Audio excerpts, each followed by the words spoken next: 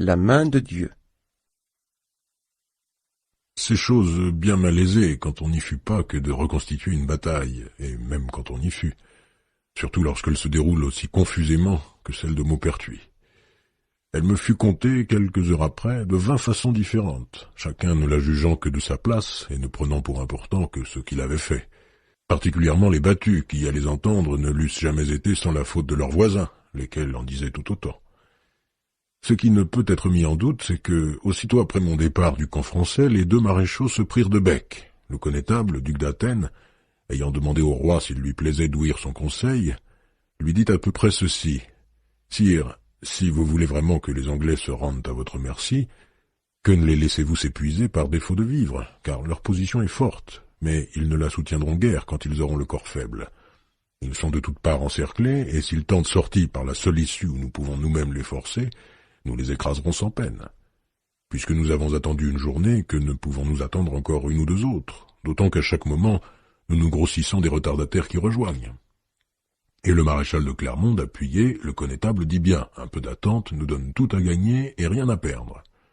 C'est alors que le maréchal d'Audrehem s'emporta, atermoyé, toujours atermoyé. On devrait en avoir terminé depuis la veille au soir. Vous ferez tant que vous finirez par les laisser échapper, comme souvent il advint. Regardez-les qui bougent, ils descendent vers nous pour se fortifier plus bas et se ménager refuite. On dirait, Clermont, que vous n'avez pas grand hâte de vous battre et qu'il vous peine de voir les Anglais de si près. La querelle des maréchaux, il fallait bien qu'elle éclatât, mais était-ce le moment le mieux choisi? Clermont n'était pas homme à prendre si gros outrage en plein visage. Il renvoya comme à la paume, vous ne serez point si hardi aujourd'hui, Audrehem, que vous mettiez le museau de votre cheval au cul du mien. Là-dessus, il rejoint les chevaliers qu'il doit entraîner à l'assaut, se fait hisser en selle et donne de lui-même l'ordre d'attaquer. Audrehem l'imite aussitôt, et avant que le roi n'ait rien dit, ni le connétable rien commandé, voici la charge lancée. Non point groupée comme il en avait été décidé, mais en deux escadrons séparés, qui semblent moins se soucier de rompre l'ennemi que de se distancer ou de se poursuivre. Le connétable à son tour demande son destrier et s'élance, cherchant à les rameuter. Alors le roi fait crier l'attaque, pour toutes les bannières, et tous les hommes d'armes, à pied, bateaux, alourdis des 50 ou 60 livres de fer qu'ils ont sur le dos, commencent à s'avancer dans les champs vers le chemin pentu où déjà la cavalerie s'engouffre. 500 pas à franchir. Là-haut, le prince de Galles, quand il a vu la charge française s'ébranler, s'est écrié « Mes beaux seigneurs, nous sommes petit nombre, mais ne vous en effrayez pas. La vertu ni la victoire ne vont forcément à grand peuple, mais là où Dieu veut les envoyer. Si nous sommes déconfits, nous n'aurons point de blâme, et si la journée est pour nous, nous serons les plus honorés du monde. » Déjà, la terre tremblait au pied de la colline. Les archers gallois se tenaient genoux en terre derrière leurs pieux pointus, et les premières flèches se mirent à siffler. Tout d'abord, le maréchal de Clermont fonça sur la bannière de Salisbury, se ruant dans la haie pour s'y faire brèche. Une pluie de flèches brisa sa charge. Ce fut une tombée atroce, au dire de ceux qui en ont réchappé. Les chevaux qui n'avaient pas été atteints allaient s'empaler sur les pieux pointus des archers gallois. De derrière la palissade, les coutilliers et bidots surgissaient avec leurs godendars, ces terribles armes à trois fins dont le croc saisit le chevalier par la chemise de maille, et parfois par la chair, pour le jeter à bas de sa monture, dont la pointe disjoint la cuirasse à l'aine ou à l'aisselle quand l'homme est à terre, dont le croissant, enfin, sert à fendre le haume. Le maréchal de Clermont fut des premiers tués, et presque personne d'entre les siens ne put vraiment entamer la position anglaise. Tous défaits, dans le passage conseillé par Eustache de Ribemont. Au lieu de se porter au secours de Clermont, Audrehem avait voulu le distancer en suivant le cours du Miosson pour tourner les Anglais.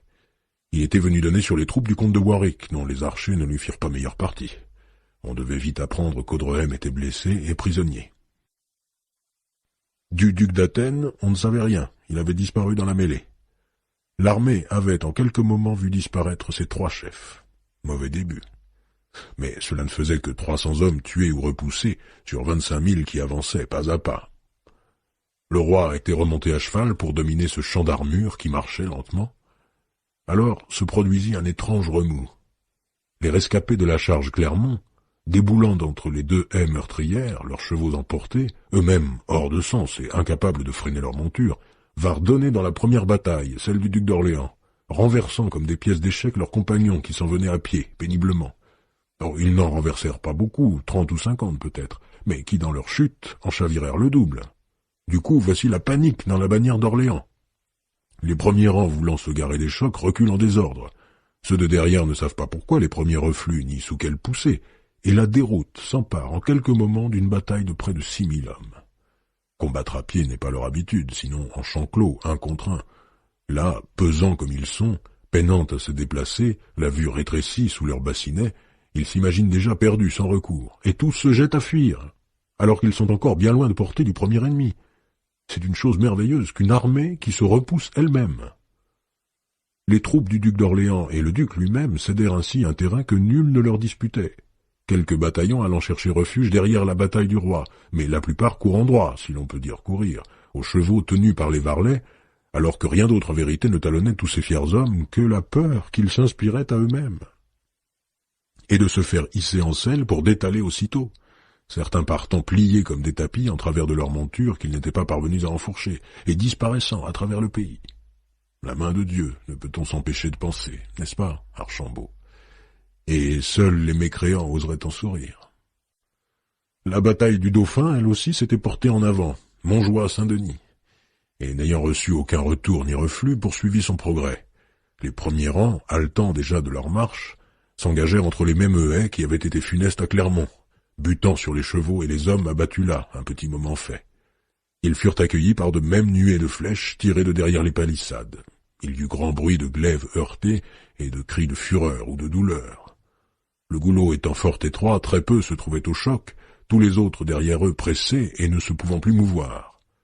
Jean de Landas, Voudenay, le sire Guichard aussi se tenaient, comme ils en avaient l'ordre, autour du dauphin, lequel aurait été bien en peine, et ses frères de Poitiers et de Berry comme lui, de bouger ou de commander aucun mouvement. Et puis, encore une fois, à travers les fentes d'un aume, quand on est à pied, avec plusieurs centaines de cuirasses devant soi, le regard n'a guère de champ. À peine le dauphin voyait-il plus loin que sa bannière, tenue par le chevalier Tristan de Menglet. Quand les chevaliers du comte de Warwick, ceux-là qui avaient fait Audrehem prisonnier, fondirent à cheval sur le flanc de la bataille du dauphin, il fut trop tard pour se disposer à soutenir charge. C'était bien le comble. Ces Anglais, qui si volontiers se battaient à pied et en avaient tiré leur renommée, s'étaient remis en selle dès lors qu'ils avaient vu leurs ennemis venant à l'attaque démontés. Sans avoir à être bien nombreux, ils produisirent la même carambole, mais plus durement, dans le corps de bataille du dauphin que celle qui s'était faite toute seule parmi les gens du duc d'Orléans, et avec plus de confusion encore.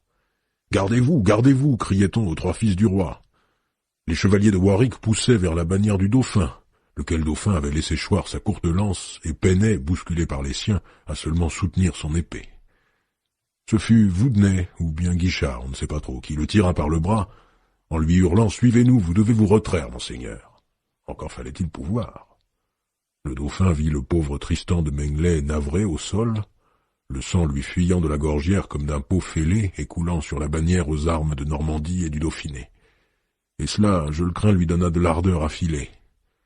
Landas et Voudenay lui ouvraient chemin dans leur propre rang, ses deux frères le suivaient, pressés par Saint-Venant. Qu'il se soit tiré de ce mauvais pas, il n'y a là rien à redire, et l'on ne doit que louer ceux qui l'y ont aidé. Ils avaient mission de le conduire et protéger. Ils ne pouvaient laisser les fils de France, et surtout le premier, aux mains de l'ennemi. Tout cela est bon. Que le dauphin soit allé aux chevaux, ou qu'on ait appelé son cheval à lui, et qu'il y soit remonté, et que ses compagnons en aient fait de même, cela est juste encore, puisqu'il venait d'être bousculé par Jean à cheval. Mais que le dauphin, alors, sans regarder en arrière, s'en soit en allé d'un roi de galop, quittant le champ du combat, tout comme son oncle d'Orléans un moment auparavant, il sera malaisé de jamais faire tenir cela pour une conduite honorable. Ah, les chevaliers de l'Étoile, ce n'était pas leur journée. Saint-Venant, qui est vieux et dévoué serviteur de la couronne, assurera toujours que ce fut lui qui prit la décision d'éloigner le dauphin, qu'il avait déjà pu juger que la bataille du roi était mal en point, que l'héritier du trône commis à sa garde devait coûte que coûte être sauvé, et qu'il lui fallut insister fortement et presque ordonner au dauphin d'avoir à partir, et il soutiendra cela au dauphin lui-même. Brave Saint-Venant. D'autres, hélas, ont la langue moins discrète. Les hommes de la bataille du dauphin, voyant celui-ci s'éloigner, ne furent pas longs à se débander, et s'enfuirent à leurs chevaux eux aussi, criant à la retraite générale. Le dauphin courut une grande lieue, comme il était parti. Alors le jugeant assez en sécurité, Voudenay, Landas et Guichard lui annoncèrent qu'ils s'en retournaient se battre. Il ne leur répondit rien. Et que leur aurait-il dit? Vous repartez à l'engagement, moi je m'en écarte, je vous fais mon compliment et mon salut. Saint-Venant voulait également s'en retourner, mais il fallait bien que quelqu'un restât avec le dauphin, et les autres lui en firent obligation, comme aux plus vieux et aux plus sages. Ainsi Saint-Venant, avec une petite escorte qui se grossit vite, d'ailleurs, de fuyards tout affolés qu'il rencontrait, conduisit le dauphin s'enfermer dans le gros château de Chauvigny. Et là, paraît-il, quand ils furent arrivés, le dauphin eut peine à retirer son gantelet, tant sa main droite était gonflée, toute violette, et on le vit pleurer.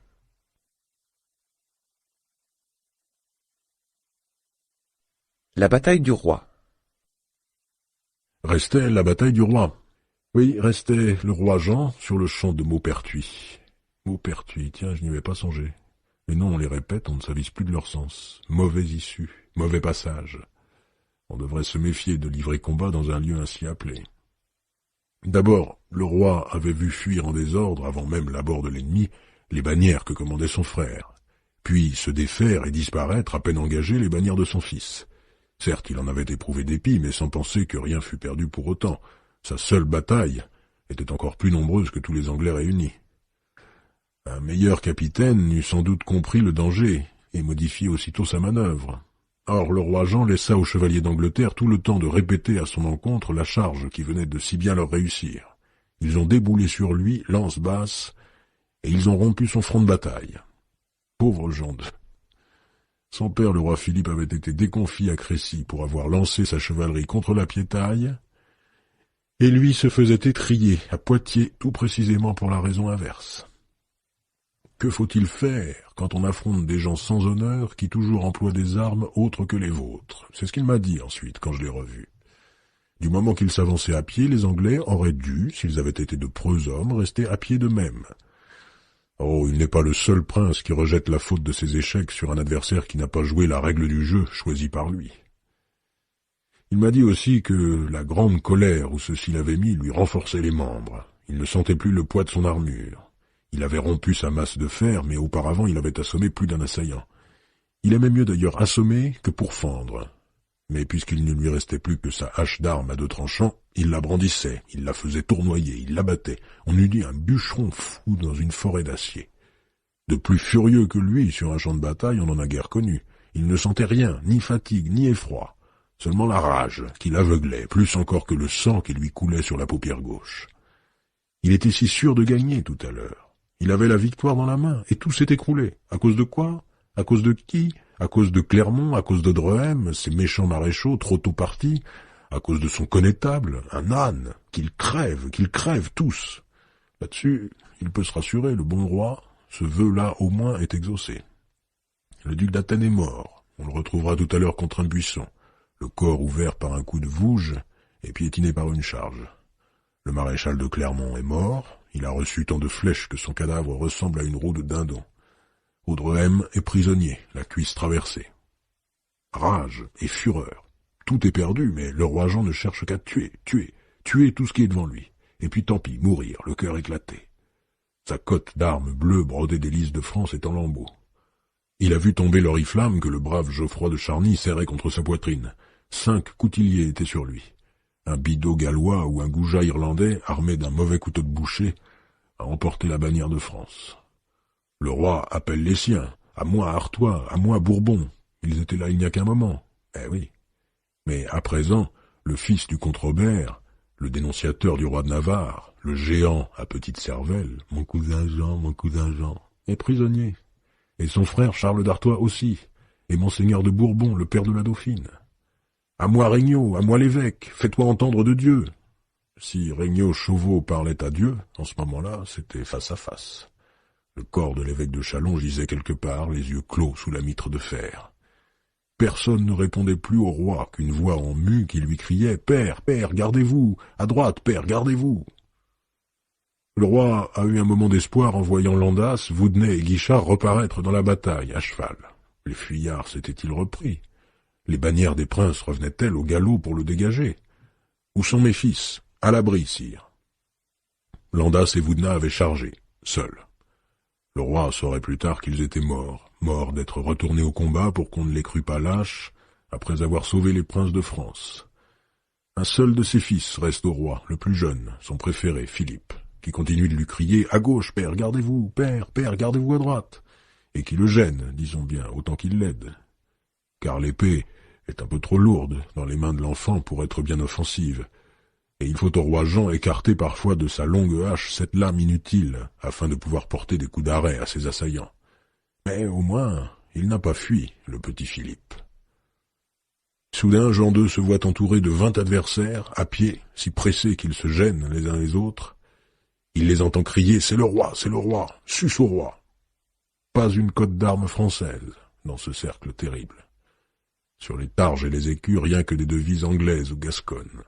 « Rendez-vous, sinon vous êtes mort !» lui crie-t-on. Mais le roi fou n'entend rien. Il continue de fendre l'air avec sa hache. Comme on l'a reconnu, on se tient à distance, dame. On veut le prendre vivant. Et il tranche le vent, à droite, à gauche. À droite surtout parce qu'à gauche, il a l'œil collé par le sang. « Père, gardez-vous !» Un coup atteint le roi à l'épaule. Un énorme chevalier alors traverse la presse, fait brèche de son corps dans le mur d'acier, joue des cubitières et parvient devant le roi haletant qui toujours mouline l'air. Non, ce n'est pas Jean d'Artois, je vous l'ai dit, il est prisonnier. D'une forte voix française, le chevalier crie « Sire, rendez-vous !» Le roi Jean alors s'arrête de frapper contre rien, contemple ceux qui l'entourent, qui l'enferment, et répond au chevalier « À qui me rendrai-je? À qui? Où est mon cousin, le prince de Galles? C'est à lui que je parlerai. » « Sire, il n'est pas ici, mais rendez-vous à moi, et je vous mènerai devers lui, » répond le géant. « Qui êtes-vous? »« Je suis Denis de Morbecque, chevalier, mais depuis 5 ans au royaume d'Angleterre, puisque je ne puis demeurer au vôtre. » Morbecque. Condamné pour homicide et délit de guerre privée. Le frère de ce Jean de Morbecque qui travaille si bien pour les Navarres, qui a négocié le traité entre Philippe d'Évreux et Édouard III.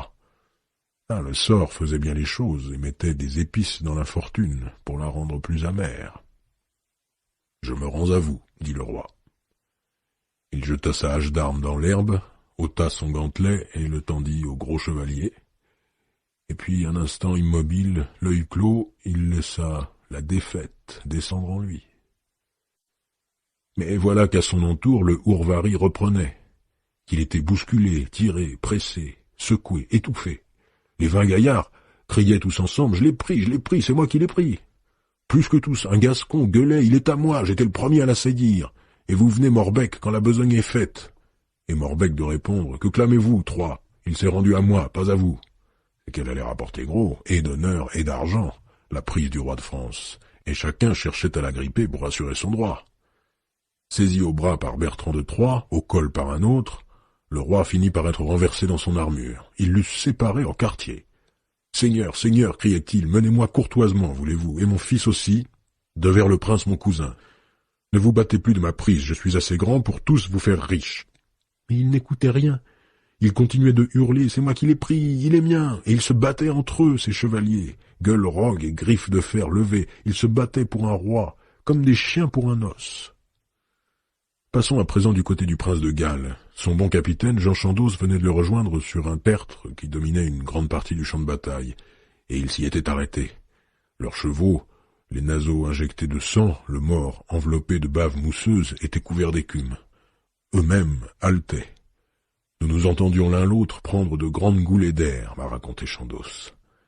La face du prince ruisselait, et son camail d'acier fixé au casque qui enfermait le visage et les épaules se soulevait à chaque prise d'haleine. Devant eux, ce n'était que haies éventrées, arbrisseaux cassés, vignes ravagées, partout des montures et des hommes abattus. Ici, un cheval n'en finissait pas de mourir, battant des fers, là, une cuirasse rampait. Ailleurs, 3 écuyers portaient au pied d'un arbre le corps d'un chevalier expirant. Partout, archers gallois et coutilliers irlandais dépouillaient les cadavres. On entendait encore dans quelques coins des cliquetis de combat. Des chevaliers anglais passaient dans la plaine, serrant un des derniers Français qui cherchait sa retraite. Chandos dit « Dieu merci, la journée est vôtre, monseigneur. »« Eh oui, par Dieu elle l'est, nous l'avons emportée, » lui répondit le prince. Et Chandos reprit « Il serait bon, je crois, que vous vous arrêtiez ici et fassiez mettre votre bannière sur ce haut buisson. Ainsi se rallieront vers vous vos gens qui sont fort épars, et vous-même pourrez vous rafraîchir un petit, car je vous vois fort échauffé. Il n'y a plus à poursuivre. » Je pense ainsi, dit le prince. Et tandis que la bannière au lion et au lys s'était plantée sur un buisson et que les sonneurs cornaient dans leur trompe le rappel au prince, Édouard se fit ôter son bassinet, secoua ses cheveux blonds, essuya sa moustache trempée. Quelle journée! Il faut bien reconnaître qu'il avait vraiment payé de sa personne, galopant sans relâche pour se montrer à chaque troupe, encourageant ses archers, exhortant ses chevaliers, décidant des points ou pousser des renforts. Enfin, c'est surtout Warwick et Suffolk, ses maréchaux, qui décidaient, mais il était toujours là pour leur dire « Allez, vous faites bien ». Au vrai, il n'avait pris de lui-même qu'une seule décision, mais capitale, et qui lui méritait vraiment la gloire de toute la journée. Lorsqu'il avait vu le désordre causé dans la bannière d'Orléans par le seul reflux de la charge française, il avait aussitôt remis en selle une partie de son monde, pour aller produire semblable effet dans la bataille du duc de Normandie. Lui-même était entré dans la mêlée à 10 reprises.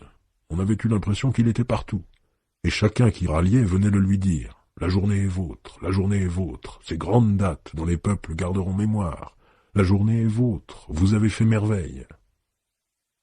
Ces gentilshommes du corps et de la chambre se hâtèrent à lui dresser son pavillon sur place, et à faire avancer le chariot soigneusement garé, qui contenait tout le nécessaire de son repas, siège, table, couverts, vin. Il ne pouvait pas se décider à descendre de cheval, comme si la victoire n'était pas vraiment acquise. « Où est le roi de France? L'a-t-on vu » demandait-il à ses écuyers. Il était grisé d'action. Il parcourait le tertre, prêt à quelque lutte suprême. Et soudain, il aperçut renversée dans les bruyères une cuirasse immobile. Le chevalier était mort, abandonné de ses écuyers, sauf d'un vieux serviteur blessé qui se cachait dans un taillis. Auprès du chevalier, son pennon, arme de France au sautoir de gueule. Le prince fit ôter le bassinet du mort. Eh oui, Archambault, c'est bien ce que vous pensez, c'était mon neveu. C'était Robert de Durazzo. Je n'ai pas honte de mes larmes. Certes, son honneur propre l'avait poussé à une action que l'honneur de l'Église et le mien auraient dû lui défendre, mais je le comprends, et puis il fut vaillant.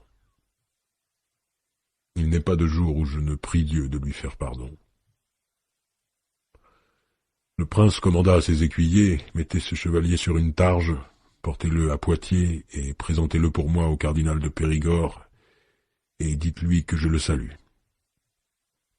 Et c'est de la sorte, oui, que j'appris que la victoire était aux Anglais. Dire que le matin, le prince était prêt à traiter, à tout rendre de ses prises, à suspendre les armes pour 7 ans. Il m'en fit beau reproche le lendemain quand nous nous revîmes à Poitiers. Il ne mâcha pas ses paroles. J'avais voulu servir les Français, je l'avais trompé sur leur force. J'avais mis tout le poids de l'Église dans la balance pour l'amener à composition. Je ne pus que lui répondre, « Beau prince, vous avez épuisé les moyens de la paix par amour de Dieu, et la volonté de Dieu s'est fait connaître. » Voilà ce que je lui dis. Mais Warwick et Suffolk étaient arrivés sur le tertre, et avec eux Lord Cobham. « Avez-vous nouvelle du roi Jean ?» leur demanda le prince. « Non, pas de notre vue, mais nous croyons bien qu'il est mort ou pris, car il n'est point parti avec ses batailles. » Alors le prince leur dit, « Je vous prie, partez et chevauchez pour m'en dire la vérité. Trouvez le roi Jean. » Les Anglais étaient épars, répandus sur près de 2 lieues rondes, chassant l'homme, poursuivant, déferraillant. À présent que la journée était gagnée, chacun traquait pour son profit. Dame, tout ce que porte sur lui un chevalier pris, armes et joyaux, appartient à son vainqueur. Et ils étaient tellement adornés, les barons du roi Jean. Beaucoup avaient des ceintures d'or, sans parler des rançons, bien sûr, qui se discuteraient et seraient fixées selon le rang du prisonnier. Les Français sont assez vaniteux pour qu'on les laisse eux-mêmes fixer le prix auquel ils s'estiment. On pouvait bien se fier à leur gloriole. Alors, à chacun sa chance. Ceux-là qui avaient eu la bonne fortune de mettre la main sur Jean d'Artois, ou le comte de Vendôme, ou le comte de Tancarville, étaient en droit de songer à se faire bâtir château. Ceux qui ne s'étaient saisis que d'un petit banneret ou d'un simple bachelier pourraient seulement changer le meuble de leur grand salle et offrir quelques robes à leurs dames. Et puis, il y aurait les dons du prince pour les plus hauts faits et belles prouesses. Nos hommes sont à chasser la déconfiture jusqu'aux portes de Poitiers, vint annoncer Jean de Grailly, captal de Buch. Un homme de sa bannière qui revenait de là-bas avec 4 grosses prises, n'en pouvant conduire plus, lui avait appris qu'il s'y faisait grand abatis de gens parce que les bourgeois de Poitiers avaient fermé leurs portes, Devant celle-ci, sur la chaussée, on s'était oxy horriblement, et maintenant les Français se rendaient d'aussi loin qu'ils apercevaient un Anglais. De très ordinaires archers avaient jusqu'à 5 et 6 prisonniers. Jamais on n'avait ouï telle méchéance. « Le roi Jean, y est-il » demanda le prince. « Certes non, on me l'aurait dit. » Et puis, au bas du tertre, Warwick et Cobham reparurent, allant à pied, la bride de leur cheval au bras, et cherchant à mettre paix parmi une vingtaine de chevaliers et écuyers qui leur faisaient escorte. En anglais, en français, en gascon, ces gens disputaient avec des grands gestes, mimant des mouvements de combat. Et, devant eux, tirant ses pas, allait un homme épuisé, un petit tuban, qui de sa main nue tenait par le gantelet un enfant en armure. Un père et un fils qui marchaient côte à côte, tous deux portant sur la poitrine des lisses de soie tailladées. « Arrière, que nul n'approche le roi s'il n'en est requis !» criait Warwick au disputeur. Et là seulement, Édouard de Galles, prince d'Aquitaine, duc de Cornouailles, connu, comprit, embrassa l'immensité de sa victoire. Le roi Jean, le chef du plus nombreux et plus puissant royaume d'Europe. L'homme et l'enfant marchaient vers lui, très lentement. Ah, cet instant, qui demeurerait toujours dans la mémoire des hommes. Le prince eut l'impression qu'il était regardé de toute la terre. Il fit un signe à ses gentilshommes pour qu'on l'aidât à descendre de cheval. Il se sentait les cuisses raides et les reins aussi. Il se tint sur la porte de son pavillon. Le soleil qui inclinait traversait le bocteau de rayons d'or. On les aurait bien surpris, tous ces hommes, en leur disant que l'heure de vêpres était déjà passée. Édouard tendit les mains au présent que lui amenaient Warwick et Cobham, au présent de la Providence. Jean de France, même courbé par le destin adverse, est de plus grande taille que lui. Il répondit au geste de son vainqueur, et ses deux mains aussi se tendirent, l'une gantée, l'autre nue. Ils restèrent un moment ainsi, non pas s'accolant, simplement s'étreignant les mains. Et puis Édouard eut un geste qui allait toucher le cœur de tous les chevaliers. Il était fils de roi, son prisonnier était roi couronné. Alors, toujours le tenant par les mains, il inclina profondément la tête et il esquissa une pliure du genou. Honneur à la vaillance malheureuse. Tout ce qui grandit notre vaincu, grandit notre victoire. Il y eut des gorges qui se serrèrent chez ces rudes hommes. « Prenez place, sire mon cousin, dit Édouard en invitant le roi Jean à entrer dans le pavillon. Laissez-moi vous servir le vin et les épices. Et pardonnez que pour le souper je vous fasse faire bien simple chair. Nous passerons à table tout à l'heure. » Car on s'affairait à dresser une grande tente sur le tertre. Les gentilshommes du prince connaissaient leurs devoirs, et les cuisiniers ont toujours quelques pâtés et viandes dans leurs coffres. Ce qui manquait, on alla le chercher au garde-manger des moines de Maupertuis. Le prince dit encore, vos parents et barons auront plaisir à se joindre à vous, je les fais appeler. Et souffrez qu'on pense cette blessure au front qui montre votre grand courage.